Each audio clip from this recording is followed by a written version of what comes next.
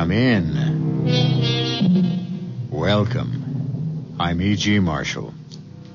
This is going to be a story that's almost unbelievable. Almost. A thing will happen which people, scientists included, will tell you cannot possibly happen. As your parents or grandparents were told that radio could not happen. Television, heavier than air flight, and space travel could not happen. The thing is almost impossible. However, Kathy and Doug Sellers live in a middle-class suburb. Their neighbors are people to whom they say good morning, with whom they discuss the weather and the crabgrass.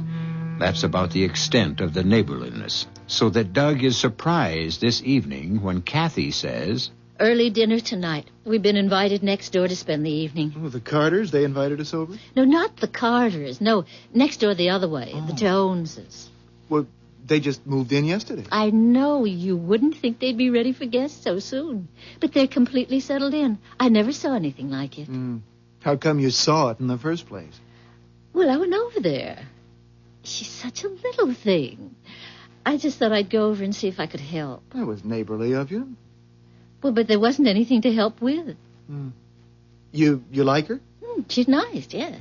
Her name's Tootie. Tootie? I said we'd come, okay? Oh, sure, of course. He's kind of funny looking. Well, they're quite small, both of them. Yeah, but he's got a big head. I know they can't help it, but somehow small people with big heads put me off.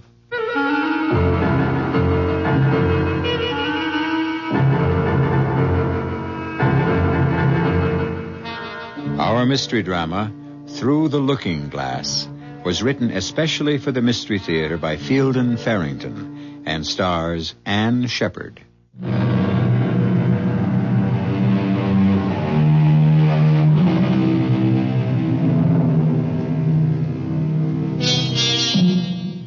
There is a certain excitement in meeting new people who may or may not turn out to be friends.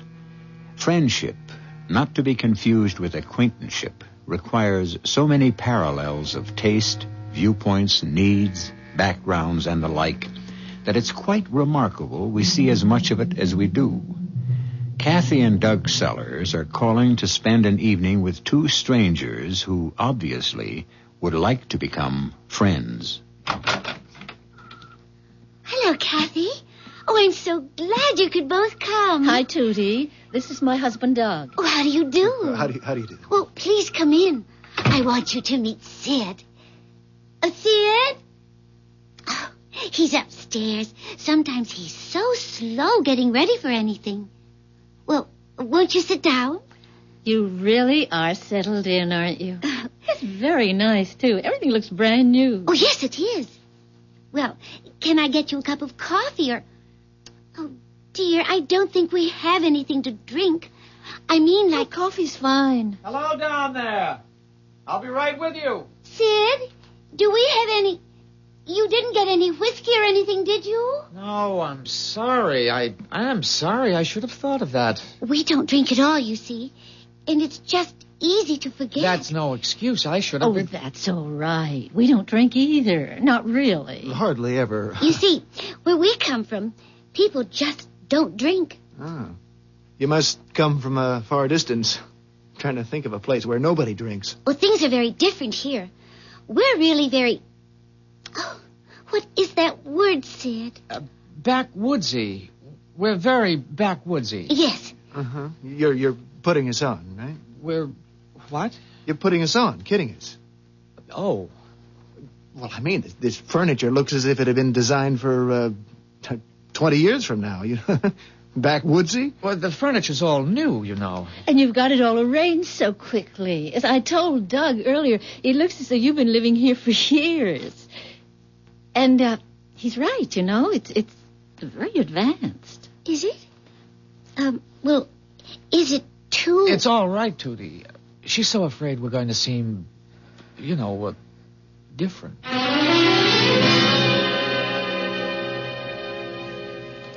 Doug, did you hear what Tootie just told me? Sid's in the same business you're in. No kidding. Are you an inventor, Doug? No, I'm more like a designer, actually. Internal combustion engines. Oh, we're not too far apart.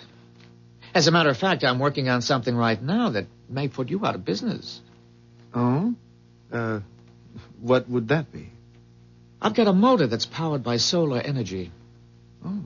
By sunlight? Just sunlight? Yes. Well, not the light itself, of course, by the emanations. Does it work? Oh, yes. Would you like to see it? See it? I've got a working model down in the basement. A solar energy motor in the basement? Oh, I see. It doesn't need the direct light. And besides, it stores. Do you want to see it? Aren't you afraid I'll steal it? I mean, if you've got a solar energy engine that really works... No, I'm not afraid. Now, please don't be offended. I've had to work out some pretty radical new mathematical concepts that, well, you wouldn't understand them just looking at the model. Nobody would. Okay. I'd love to see it. Good, come along. The good thing about it is you don't even need a sunny day. All you need is the sun on your side of the earth. Would you like more coffee? If Doug's anything like Sid, they'll be down there for hours. No, I don't think I could handle any more coffee, thank you. You're right about Doug, though. Where did Sid work before you came here? I mean, maybe he worked for somebody Doug knows. Well, he didn't actually work for anyone. He's always been just an inventor. Well, Doug knows so many people in the business. We moved around so much before we went to work for Driscoll Motors. I just thought we might have some mutual friends. No. I mean, it doesn't seem likely. We haven't lived anywhere but, you know, there and now here. Well, where did you live before? It was just, well, like a different world almost. That's why I'm so pleased about tonight. We're the kind of people who just can't live without friends, you know? Mm. We were afraid there wouldn't be anyone we could, well, be friends with. So that makes tonight so good. Oh, Tootie, you don't have to worry. We have a lot of friends you'll probably meet. Where we used to live, we knew everyone. Just everyone. Oh, that must have been nice wherever it was. Oh, yes. It was all we knew, of course. In many ways, it's better here. Much better.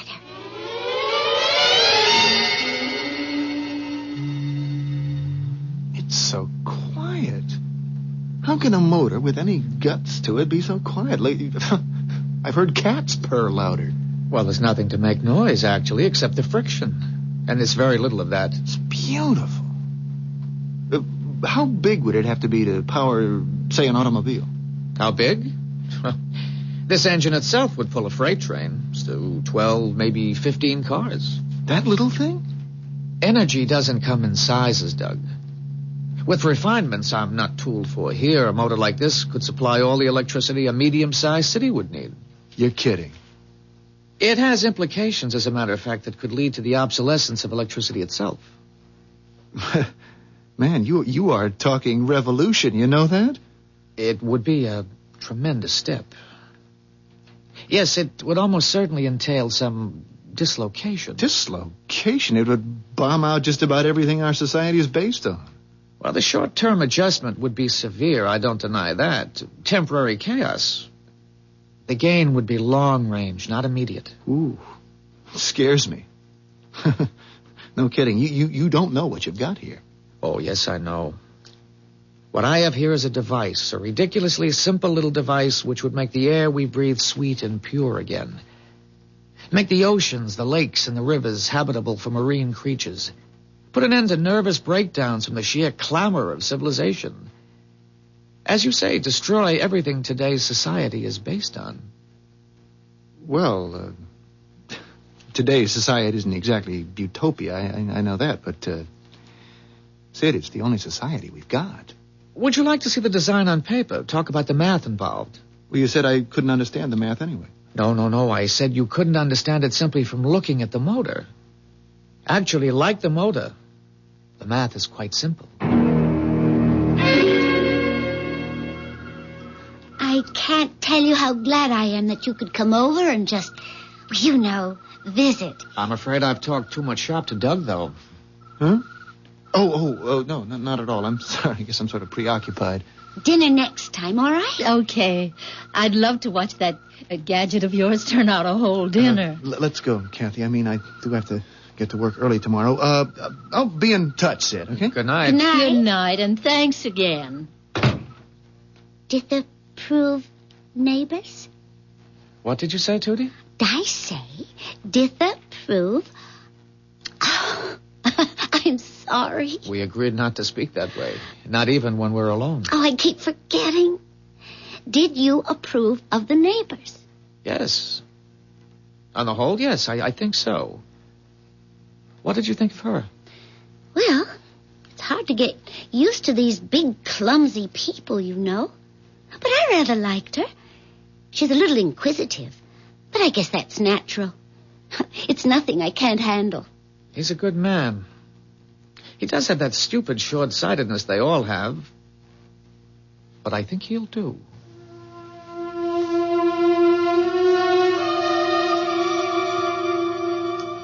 Well, I don't care what you told them about us hardly drinking. I want a good solid slug of bourbon. Okay. Something happened? What? Did he tell you where they're from? Where they moved here from? No, I don't think so. Well, she's a pretty close-mouthed one. Aren't you even going to put any water or anything with it? He's quite a guy, that Sid. How do you mean? But when Tootie... what kind of a name is that, anyway? Anyway, when she called him an inventor, she sure wasn't kidding. Did she say anything about where they came from? I told you I spent the whole evening trying to find out where they're from. But she's slippery as an eel. I didn't get to first base. People don't give things away. You have to be suspicious when a man wants to give something away. I think he was completely cracked, except that crazy math of his works. So does his engine. I don't have any idea what you're talking about. He wants to give it to me. Now, you can't tell me there isn't a catch in that somewhere. He just wants to give it to me. The whole thing, no strings attached. Give you what? Look, he's got this machine, this motor, this engine. Designed it, built it himself, he says, invented it. Draws its power from sunlight, sun rays. Now, there's a difference, and it's just gonna... it's gonna blow the whole world up, that's all. A bomb? You mean a bomb? Oh, no, just the opposite, I guess you could say, only... Good Lord, the mess it could make. It's like we made a wrong turn 100 years ago or so, all of us, our whole society, and what he wants to do is to back up and make the proper turn. But you just can't wipe out. It's a very scary thing. Kathy. What am I gonna do? Well, I don't really understand the problem yet, Doug. Okay. He's got a machine that takes its power from the sun, okay? Okay. Yeah, and that's about the size of a small vacuum cleaner, and it could power a city. It could. I've seen it. I've seen the blueprints. I've learned the math. Learned it, mind you, in half an hour. And all our old math, everything I spent my life learning, it's all just silly kid stuff. Did you say he wants to give all this to you? Now, figure what it means. Everything we know is down the drain. Now, just think about oil. You've got 50 billion or so barrels of oil tucked away, and you're using it to make the world market go where you want it to go. All of a sudden, your 50 billion barrels of oil aren't worth the price of half a dozen loaves of yesterday's bread. It's not going to make you happy. It's going to make you feel very, very restless and insecure. Or you manufacture, or all your money is in something or other power and light company, or you work in a gas station, or you're a coal miner, or I don't care, you're anything. Whatever you do for a living, it's dead. And Sid wants to give the damn thing to me. Maybe I don't blame him. Wouldn't there be a lot of money in it? For us? Millions. Oh, hell, more like billions. Take it. I'm not even sure money would have much value anymore. Apart from everything else, I've got this feeling I'm being used.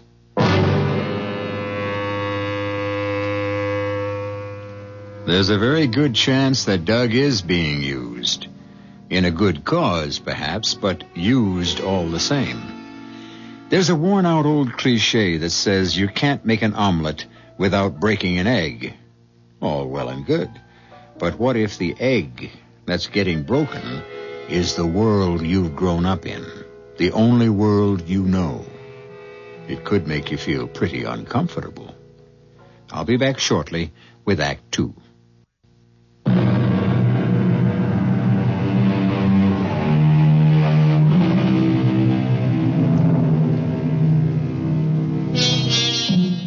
Doug Sellers didn't have a very good night's sleep.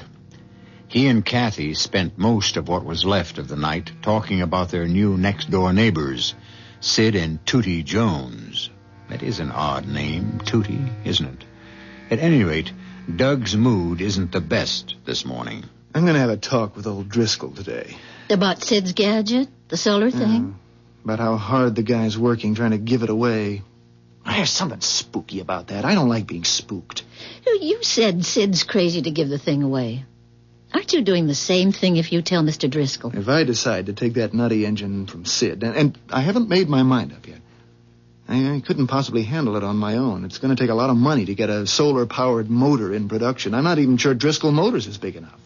But won't you have to give some of it to Mr. Driscoll if you bring him into it? Only if I decide to accept from Sid. And if I do, the whole thing was a gift to me in the first place.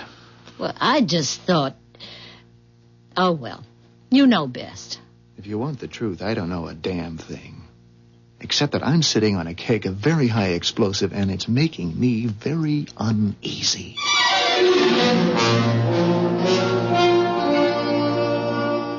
So, that's it, Mr. Driscoll. The motor works. I saw it work, and it's just... You wouldn't believe it without seeing it. I studied the engine, too, and it would be simpler to make than most of what we're doing now. Simplest thing you ever saw, really. Except it's based on a completely new concept. My first reaction, Doug, is nonsense. Sure, that'd be anybody's first reaction. But not yours? Well, mine at first, yes. But then I saw the damn thing, Mr. Driscoll. I saw it. No doubt in your mind now? No. I'm as skeptical by nature as you are, but the thing works. And it's going to knock everything we know right out the window. Well, that won't be permitted, of course. Now, what I'm interested now is... He offered you all rights? Yes. You sign any papers, either of you? No, I said I wanted time to think it over. You say this thing works, and I'm prepared to take your word for it. I want 50% of the rights. Straight down the middle. You agree to that? Well, sure, I'm but going to call Al Dobson. He can get the ball rolling faster than anybody I know. I'll get Ed Cahill moving on it, too. And, when can you get this, what's his name, the inventor in here? Look, Mr. Driscoll, all I wanted to do was to tell you about this thing and ask your advice. Now, as You've told me, and I'm advising you. Now, you pass the ball to me, and I run with it, right? Mr. Driscoll, I don't have a ball to pass. If you don't have a ball, we know where it is. Your inventor has fumbled it, and we'll take it over. He's no businessman, Sid. Would he have offered to give you a thing like solar energy if he were a businessman? Well, the thing is... maybe we don't actually have the ball yet, but we... Look, Mr. Driscoll, you said... What was it you said? I told you it was going to knock everything we know right out the window, and you said that wouldn't be permitted. Now you talk as if you want to go ahead with it. It'll be suppressed. Don't you worry about that, Doug boy. They'll buy us out. Oh. You think the oil industry would let a gadget like this go on the market? Not in a million years. And the auto manufacturers? Good Lord. Think what it would mean to them, just the retooling alone. Don't you worry about it, Doug. They'll buy us out. I don't think Sid Jones will go along with that. He'll go along. I told you, he's fumbled. When you fumble, you lose the ball.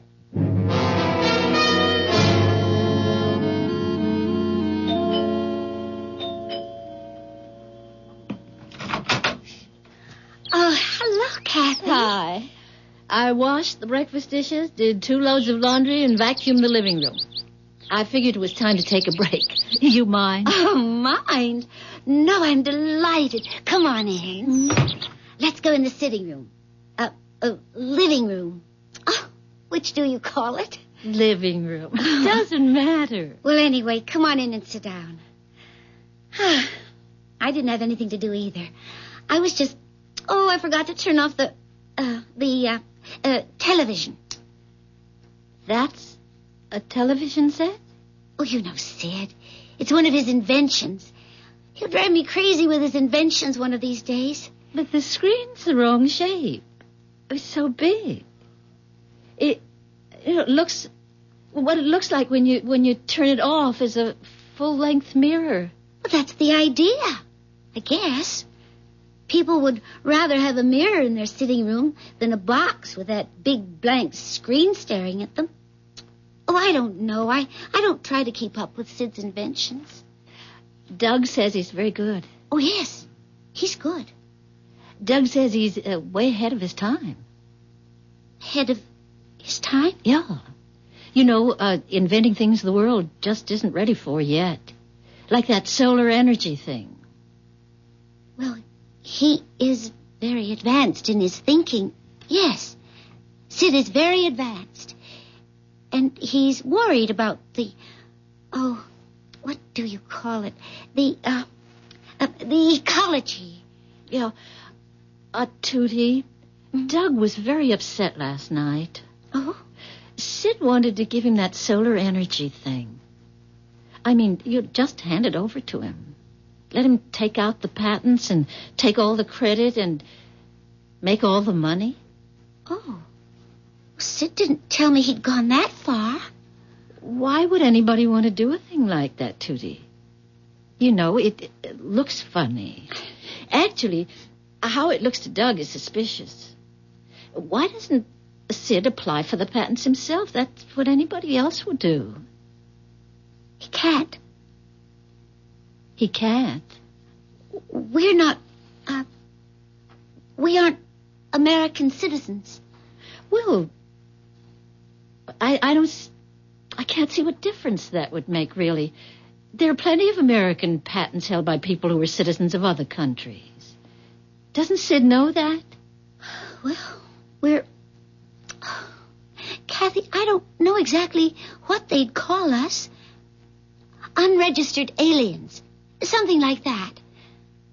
We're actually not in the country legally. We don't have any papers or any of that. I see. Tootie, where are you from? I can't tell you. Maybe Sid will want to later on. I expect he will. But I'm afraid I've already told you more than he'd want me to right now. Damn it, Doug, what is this thing you've dumped in my lap? What do you mean? There's something mighty queer going on. I called Al Dobson and told him to get the ball rolling. Didn't tell him a damn thing except it was a solar-powered motor. And he had me back on the phone 20 minutes later. 20 minutes! Saying the thing was already out of hand and he had to know more. Out of hand? They want it. Everybody wants it. Ed Cahill says... Ed Cahill, the patent lawyer? They called him. The patent office called him. Now, you can believe that or not, but that's what Ed Cahill told me. They'd been hearing talk about solar energy down there, they said, and they called him. Well, it looks like... Somebody's pushing this thing. That's what it looks like to me. Somebody very big. Well, after all, solar power... I want you to see this, whatever his name is, this kook that's trying to give the rights away. I want you to get this paper signed. What is it? Don't waste time reading it. It's a simple release. Later on, there'll be reams of paperwork, but right now, I want that release signed. All right, Mr. Driscoll. And Doug. Yes? If you don't get that release signed, or if this nutty solar thing turns out to be phony, I'm going to bury you so deep they'll never dig you out. I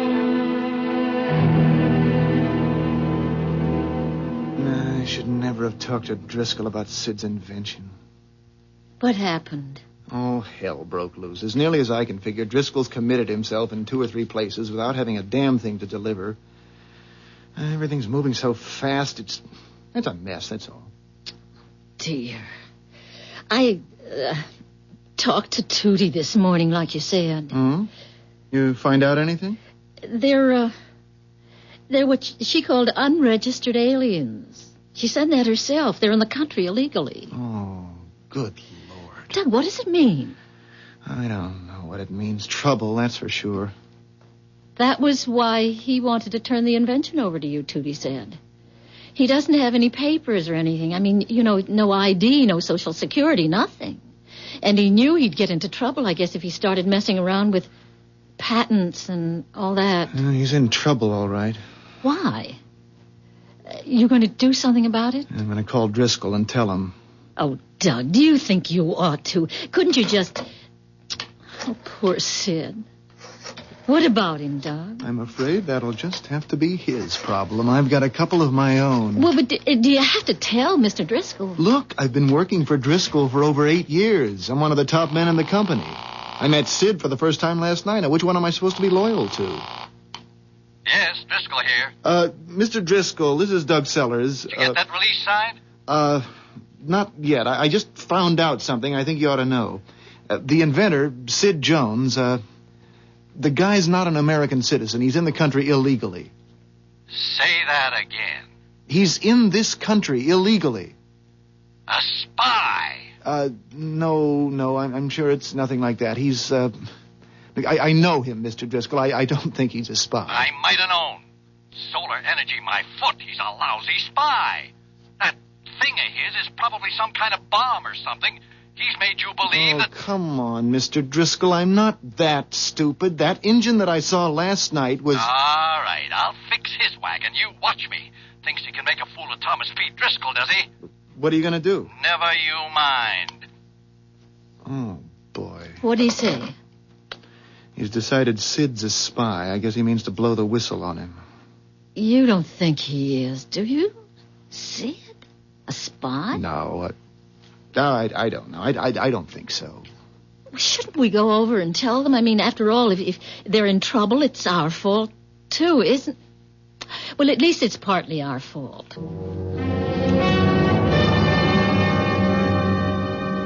Yes, things seem to be moving along very nicely. Nicely? Sid, he thinks you're a spy. Oh, Tootie, I'm sorry, but...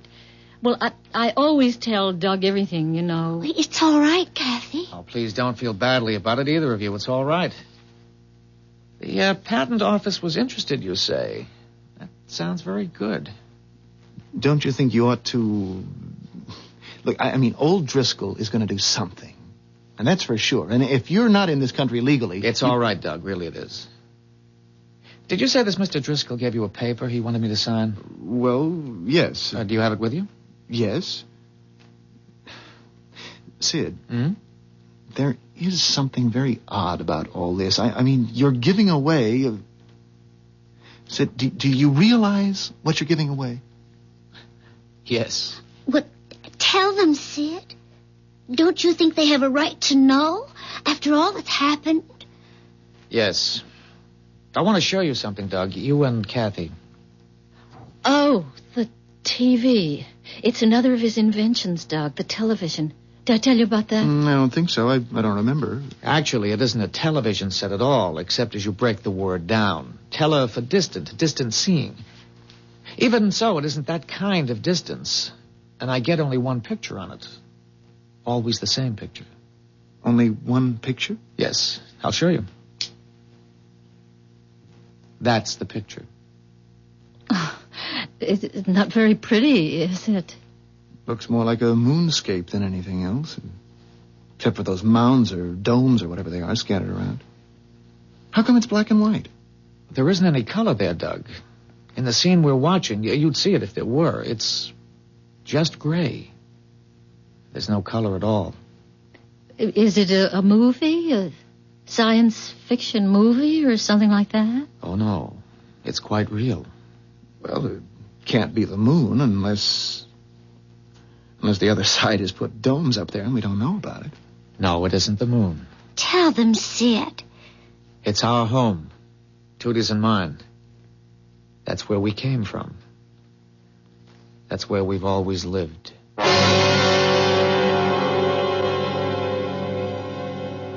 An alien world, old enough and weathered enough to look like our moon. Well, we've all heard or read stories about such places. That was fiction, of course. But it hasn't been so very long since it was only in fiction that men put on spacesuits and blasted off from Earth and later walked on the moon. Today's science fiction has an unsettling way of becoming tomorrow's fact. I'll return shortly with Act 3.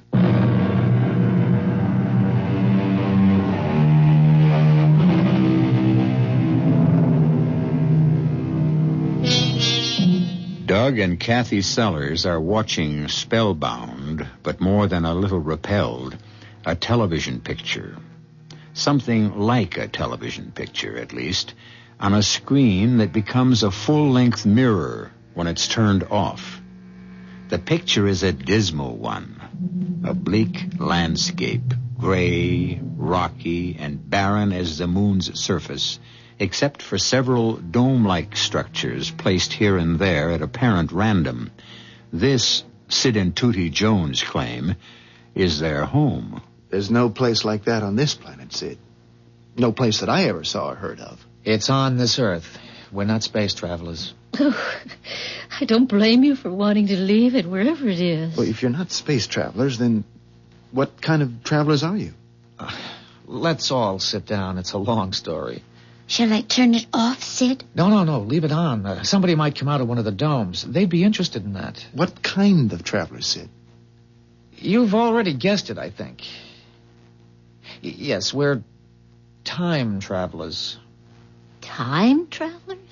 Then when is that? That picture you've got on the screen.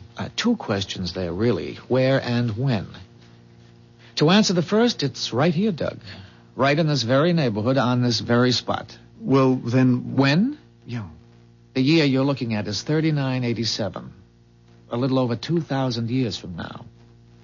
And that's what this neighborhood looks like? That's what the whole world looks like, Doug. Worse. This is a garden spot. Oh, it's some kind of trick, isn't it? I mean, it's just something you invented. More like something you invented. You, all of you, in the next few generations. That's misuse of the Earth's resources. All of your mistakes carried out to their final, inevitable conclusion. You're looking at the end product of your era's short-sightedness. I just don't believe it. Well, there it is. You can see it. Well, then it wasn't it wasn't bombed out? The A-bomb, the H-bomb, all the alphabetical bombs that came after? No, they were never used. Except to waste the Earth's substance and terrify its people. There, on the screen. Somebody's coming out of the B7 dome. Can you see who it is, Sid? No, not to be sure. Forex, most likely. I think it was his turn at B7. What's he wearing that thing for? Looks like a spacesuit. Well, that's what it is. We call them Atmos suits. There's no atmosphere now. None, at least, that's breathable. Except underground, where we convert it. Good Lord. Yes, we live underground. We come out now only to run tests. The toxicity of what's left of the atmosphere isn't very stable. We have to draw it in and purify it, so we need to keep abreast of what we're up against. And pump the impurities back out? Yes. And that increases the toxicity? Yes. The problem isn't solved. We're living by stopgap measures. We have some time, though. There's a lot of air out there, even though most of it is poison. And there aren't very many people to breathe what we salvage. How many? Well, in B7... Oh, you mean worldwide? Yeah. Oh, around 700,000. Between 7 and 8. In the whole world? Actually, that's a lot. It was down closer to 100,000 when we finally got the underground communities established. We were that close to extinction. We're the only survivors. Everything else is gone. We're here on a mission. You must have realized that. What kind of a mission? A very simple one. We're here to save the world.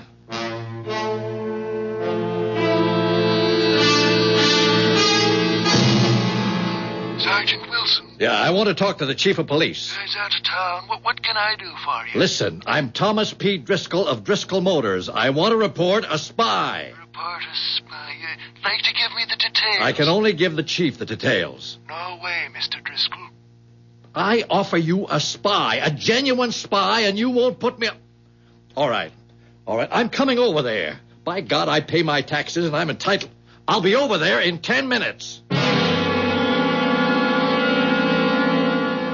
Did you say save the world? You're here to save that world 2,000 years from now? That world, which of course is simply this one grown old. That's a dead world. It's beyond saving in our time. We have a few 100,000 people living inside it. Like people on one of your life rafts. If the people on the raft aren't rescued, they'll die. The same with our people.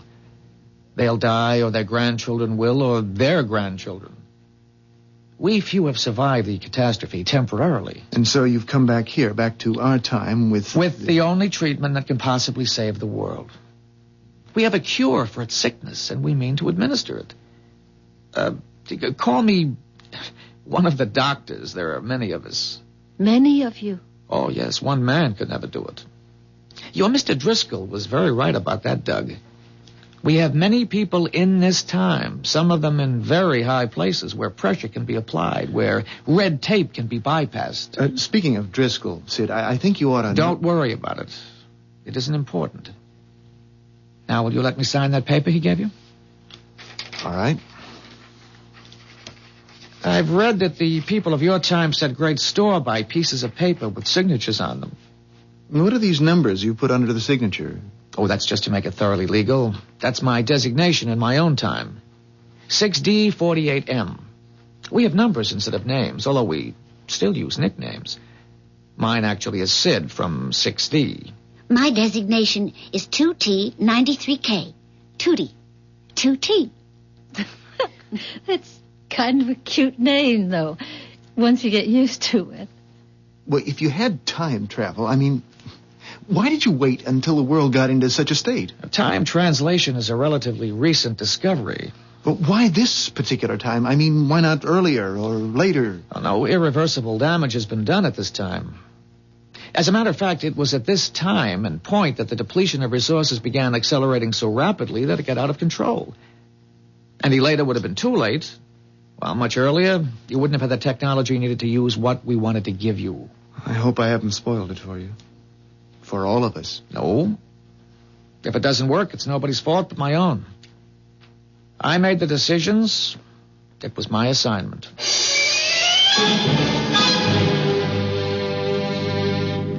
I told you I'd get to the chief, and you said he was out of town. Orders, Mr. Driscoll. I still don't know why he took me off the desk and handed me the job. It's FBI work. Well, don't you worry about that, Wilson. You think the two of us will be enough? I mean, if he should decide to shoot his way out or something like that. There are 2 carloads of good men following us. The house will be surrounded when we go in, and there won't be a chance of his getting away. Yes, there's a car stopping out in front now. Tootie, will you turn the screen off? I already did. Oh, Lord, it's old Thomas P. himself. Mr. Driscoll. And a cop. Odd. I thought it would be your FBI. Oh, Mr. Driscoll looks very determined. Mad as a wet hen, that's how he looks. Well, he shouldn't be angry. He may make a great deal of the money you people prize so highly. Oh, you will too, of course, if things work out. How can things work out if they're coming to pick you up? There are many others, as I told you. My being found out shouldn't affect anything. Maybe you could still get out the back way, Sid. Oh, I'm sure we're surrounded. Oh, people are very impatient in 1975. I'll let them in. Is your name Sid Jones? Well, that's what I'm called, yes. Won't you come in? Put the cuffs on him, why don't you? He's your spy. What are you waiting for? Jones, is it true that you showed Mr. Sellers, is it that you showed him an invention of yours last night? Well, yes, it's still down in the basement if you'd like to take a look at it. Sergeant, you'll be making a great mistake if you arrest this man. Have you lost your mind? Sergeant, I can prove beyond any question that I am not a spy. Will you allow me to show you the proof? Watch him, Wilson. He's up to something. We got only your word, Mr. Driscoll. Go ahead, Jones. Thank you. Tootie, will you help me with this? Wilson, are you out of your head? What's back of that looking glass, Jones? What's the glass got to do with this? Well, that's what I'd like to show you. There's no danger, I assure you. No danger, he says. Just don't try anything. Tootie? The third button? Yes, the third button. What's happening? That's no mirror. Look at that thing. It was turning all milky, foggy. Wilson, why don't you do something? He can't get away. Give the guy a chance. I think it's ready now, Tootie. Stop her! For God's sake, somebody stop her. She's disappearing into that looking glass thing. Goodbye, Doug. Goodbye, Kathy.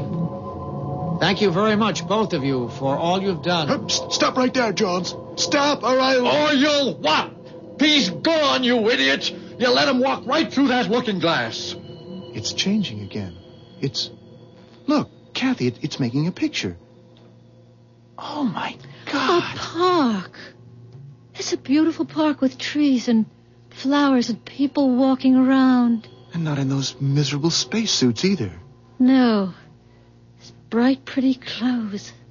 And children play... Oh, Doug, it must... Look, there's a dog, a little poodle. For God's sake, what kind of mirror is that? Break through it, you fool. Smash it.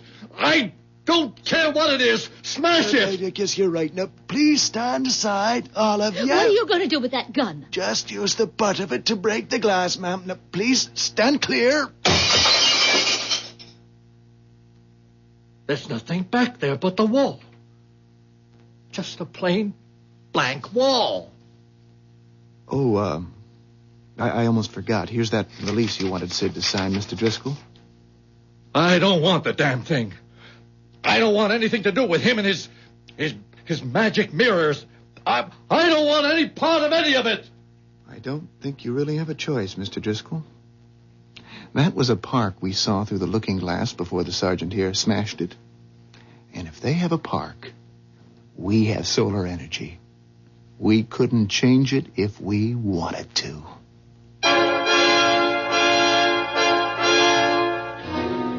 A park where there was a desolate wasteland only a few minutes ago. But wait, it wasn't a few minutes ago at all, was it? It was over 2,000 years in the future.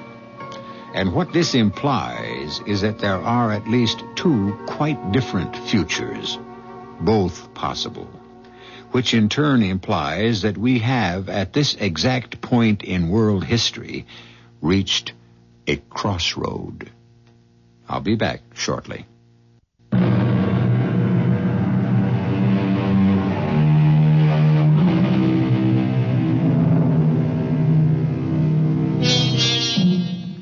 Perhaps we shouldn't be surprised if one day, before too terribly long, we hear that solar energy is in the process of being harnessed. In any case, I believe that 6D48M, alias Sid Jones, has given us something to think about. Let's hope the right people do the right kind of thinking. Our cast included Ann Shepard, Jack Grimes, Evie Juster, Russell Horton, and Ken Harvey. The entire production was under the direction of Hyman Brown. This is E.G. Marshall inviting you to return to our Mystery Theater for another adventure in the macabre. Until next time, pleasant dreams.